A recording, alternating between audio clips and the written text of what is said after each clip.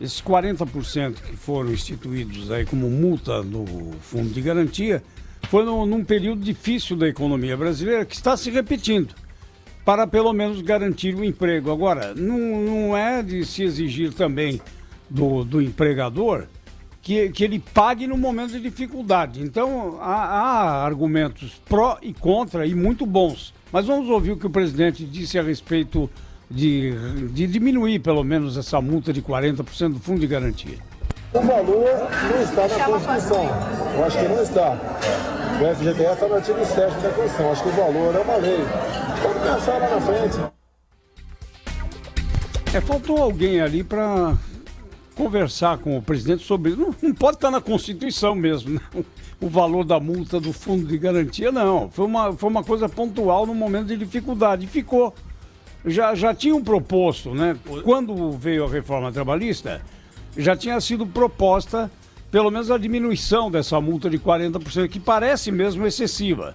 Mas o fulcro, como diria Salomão Esper, era nobre, de manter empregos. Agora, é muito difícil você pedir para um empresário, na hora em que há uma dificuldade econômica, para manter os empregos todos. E para despedir o empregado fica muito caro. Porque muitas vezes na retomada da economia, né, Thaís Heredia, nós já vimos isso outras vezes. Precisa chamar de volta, né? A indústria automobilística fez isso várias vezes, né? Mas a minha dúvida é a seguinte, essa é uma pauta do governo pra gente discutir aqui? Porque o assunto, acho que tem argumentos aí pros dois lados. Mas é ou não é? Porque o presidente joga o assunto, depois volta atrás e fala que não vai mudar nada. Se não vai mudar nada, pra que nós vamos ficar perdendo tempo aqui, ouvindo especialistas, dando opinião e discutindo sobre o assunto, né? Você lembra daquela história, Pedro, que ele disse que tinha um plano em formatação no governo que ia dar muito mais dinheiro do que a reforma da Previdência e que ninguém tinha entendido o que era. Aí foram esmiuçar lá, descobriram que o presidente, alguém falou para ele que se fizessem uma atualização no valor dos imóveis, no imposto de renda das pessoas, o governo arrecadaria muito dinheiro. Lembra? Que ele soltou isso numa reunião com lideranças políticas lá, e aí foi um barata-voa danado para a gente descobrir do que ele estava falando, e descobriu-se que não era nada daquilo, enfim, era uma coisa muito mais complicada.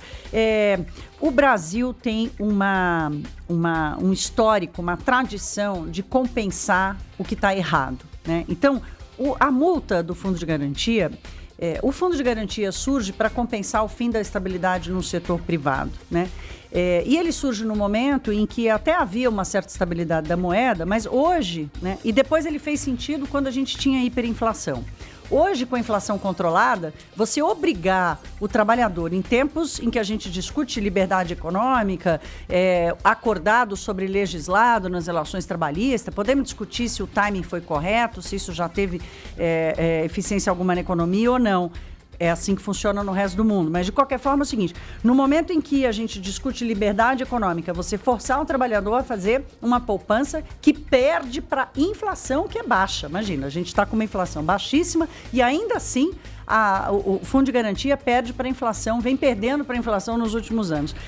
Então, o instrumento já não tem mais a lógica e o sentido e o propósito que tinha lá em 66, quando ele foi criado, ou quando ele compensou de alguma forma a hiperinflação. Então, esse é um ponto. O segundo ponto é que a multa de 40% também veio para compensar um outro erro, que era o erro dos planos de correção inflacionária lá, Cruzado 1, Bresser, Plano Verão e tal. Era com esse intuito, tinha um prazo para acabar. Nunca ninguém quis gastar capital político para dizer, olha, isso era uma questão temporária, agora que a inflação foi controlada, que a gente já pagou o buraco que havia sido feito lá por causa dos planos econômicos, não faz mais sentido ter essa multa. Então, racionalmente, seria importante que a gente levantasse essas questões aqui, qual é o propósito, se ele é eficiente ou não, se faz sentido a gente obrigar o trabalhador a ter essa poupança, porque no final das contas, a multa e o acesso ao fundo de garantia acaba sendo hoje uma discussão de salvamento e não de eficiência econômica, e não de eficiência do setor privado, não de eficiência